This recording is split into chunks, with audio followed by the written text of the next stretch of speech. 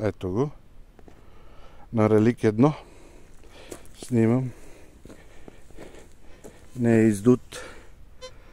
Снимам му настройките да се видят. В момента от приближаването на телефона издава малко паразитни звуци. Сега ще сложа монетата и ще продължа видеоклипа. Ето, слагаме го на една страна, подчертавам как ще седи монетата. Почти на една страна, ето, лекичко така. Но това са повече от 10 инча. Ето, заравям ги.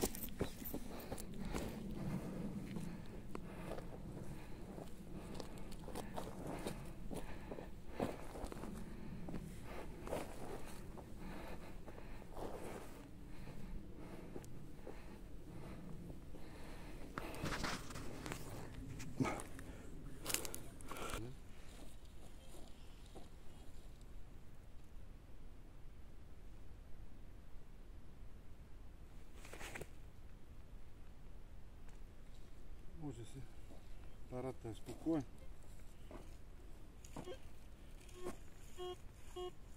Черно.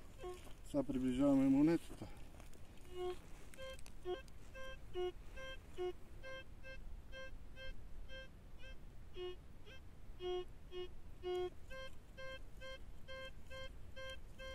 Това е едно пени на 11 инча близо.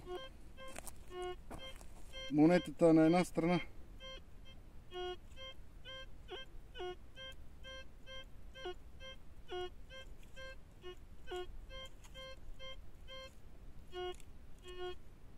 Подчертавам. Монетата, когато на една страна, ето проверката.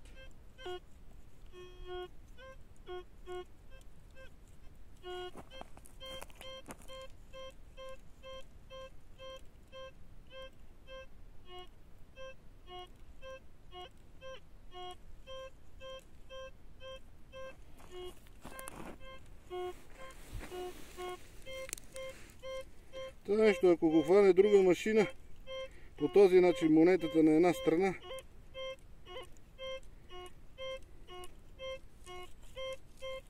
цветен сигнал на такава дълбочина, нека дойде някой да почерпим, лично аз ще го почерпя с бутилка хубав Джак Даниелс.